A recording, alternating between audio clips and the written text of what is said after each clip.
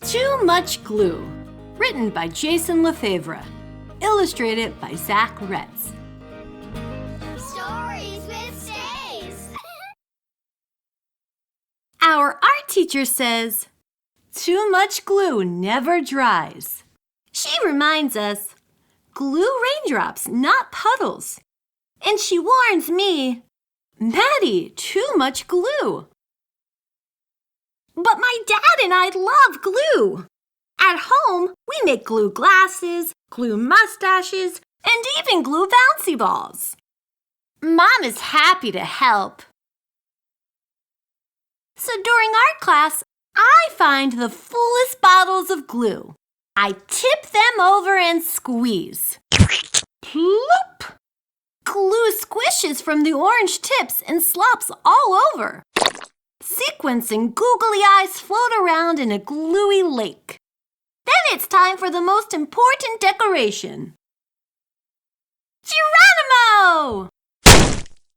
I belly flop onto the table and roll around, letting the glue and everything else cover me.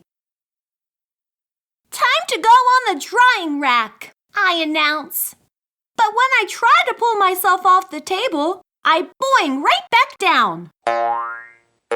Too much glue, Maddie. Too much glue, my teacher squawks.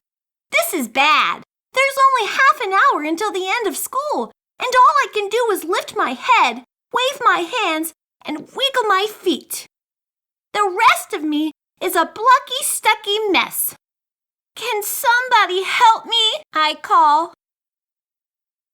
While my teacher breathes into a paper bag, Noah shouts, "Let's lasso him!" Izzy, Noah, and Owen get to work. Soon I'm roped from all sides like a rodeo pony. But when they try to pull me out, snap! The lassos break, leaving colorful octopus tentacles everywhere. The glue is too strong. And now I'm a clingy, stringy, blocky, stucky mess. Don't worry, Maddie. We know what to do, shout Luke and Grace from across the room. Is that a tow truck? I ask as they wheel the contraption over and stick a plastic hook into my suit of glue. My friends pull one way and the glue pulls the other. Creak, click, creak, click, until... Kaboom! The tow truck explodes and plastic bricks rain all over. Now I'm a clicky, bricky, clingy, stringy, plucky, stucky mess. The school nurse bursts in and checks my temperature. 98.6. Sorry, no fever. I can't send you home early. She dabs and pats me like I'm spilled juice, but the more she blots, the more the glue spreads. Soon I'm a melted mummy, clicky, bricky, clingy, stringy, plucky, stucky mess. Then the principal comes in. He takes one look at me, sticks a note on my belly, and leaves. Seeing my teacher huffing and puffing like a train gives me a great idea. I whisper it to Haley and Owen. The final bell rings and everyone freezes, except Owen and Haley. "It's the biggest one we could make!" they shout, furiously flapping a huge paper fan at me. Then, just as I'm thinking I'll be a note on my tummy, melted mummy, clicky, bricky, clingy, stringy, plucky, stucky glue boy for the rest of my life, my plan works. Something my teacher said could never happen, happens. The glue dries. But I'm still stuck, and now I hear footsteps. The door starts to open. My father and some other carpool parents walk in. Dad comes closer and inspects me. Then he peels me off the table. Glue, yarn, bricks, and all. He spins me around. No one makes a sound. Then Dad smiles. "Maddie, you're a masterpiece." He holds me up for everyone to admire.